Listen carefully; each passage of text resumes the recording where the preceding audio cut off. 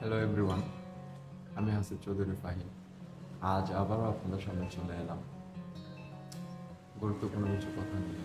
এই 2024 সালে এসে আমরা সবাই চেষ্টা করি বা নিজেদের একটা লক্ষ্য থাকে, আমরা ট্রাই করি সেই লক্ষ্যটাকে জয় করার জন্য। বা লক্ষ্য ছাড়া আসলে লাইফের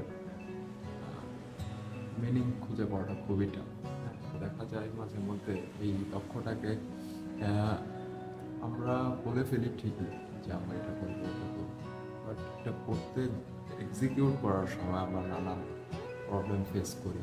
বিভিন্ন ধরনের পারিবারিক সমস্যা, সামাজিক প্রবলেম, তারপরে হচ্ছে দ্বিধাদ্বন্দ্বের মধ্যে থাকি। তো এটা থাকবেই স্বাভাবিক।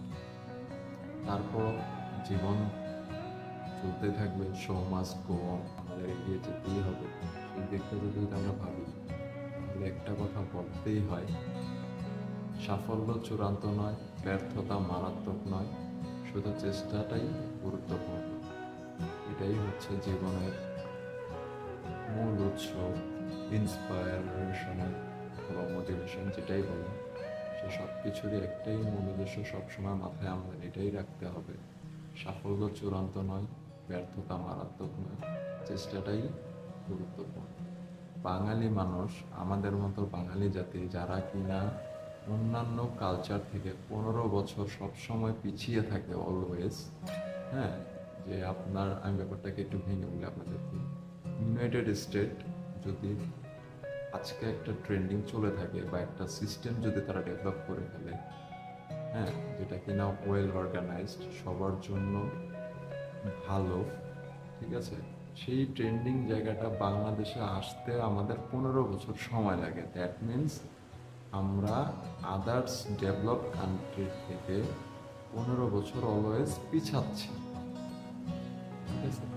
এখন এটার পিছনে অনেক অনেক ইতিহাস আছে, লম্বা স্টোরি, এটা আসলে বলে বোঝানো সম্ভব না কেন আমরা পিছনে। হ্যাঁ, ইতিহাস ঘাটলে দেখা যাবে আমরা, আমাদের দেশ স্বাধীন হয়েছে অনেক দেরিতে।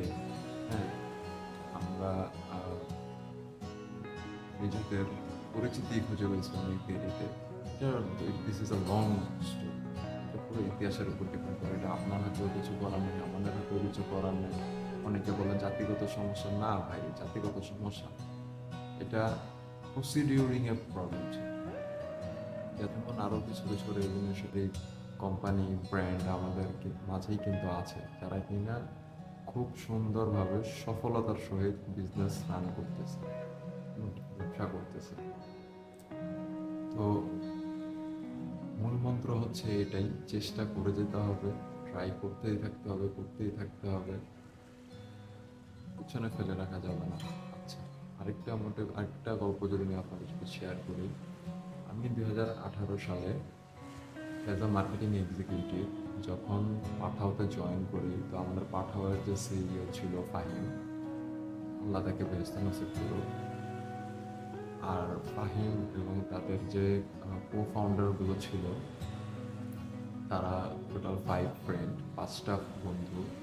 5টা বন্ধু এই পাঠাও কোম্পানি স্টার্ট করার জন্য 6বার শুধু ট্রাই করছে। 6বার শুধু ট্রাই করছে। 6বার ট্রাই করে তারা ফেল হয়েছে, ফেল করছে। তাদের প্রোডাক্টটা মার্কেটে মানুষ বুঝতে পারে নাই, কাস্টমার বুঝতে পারে নাই, ড্রাইভাররা বুঝতে পারে নাই, তাদের কনসেপ্টটা বুঝতে পারে নাই। বাট তারা কিন্তু থেমে যায় নাই। 5বার ফেল করার পরও 6বার যখন ট্রাই করছে তখন কিন্তু পাঠাও ঠিকই গ্রো করছে। হ্যাঁ, মানুষ মানুষ উপকৃত হয়েছে তাদের এই আইডিয়াতে যে বাইকের মাধ্যমে রাইড শেয়ার করা পসিবল, আর এই রাইড শেয়ার করলে আপনার সময় বাঁচতেছে, ঠিক আছে, প্লাস হচ্ছে মোটর সাইকেল দিয়ে ইনকাম করা পসিবল হইতেছে, তাও আবার হিউজ স্কেলে, যেটাতে এখানে একটা পরিবার চালানো সম্ভব। হ্যাঁ, অনেকগুলো নতুন কর্মসংস্থানের উৎপত্তি করছে। সে বাংলাদেশে বসে রান করছে। উবারের মতন একটা মাল্টি ন্যাশনাল কোম্পানিকে তারা বাংলাদেশে জায়গা করতে দেয়নি। তারা উবারকে মানে টেক ডাউন করতে বাধ্য করছে, তারা ডমিনেট করতেছে মার্কেটে। এটাই আমাদেরকে অলওয়েজ ট্রাই করতে থাকতে হবে, চেষ্টার উপরে থাকতে হবে। চেষ্টার উপরে আর কোনো কিছু নেই। আজ হোক কাল হোক সফলতা আসবে।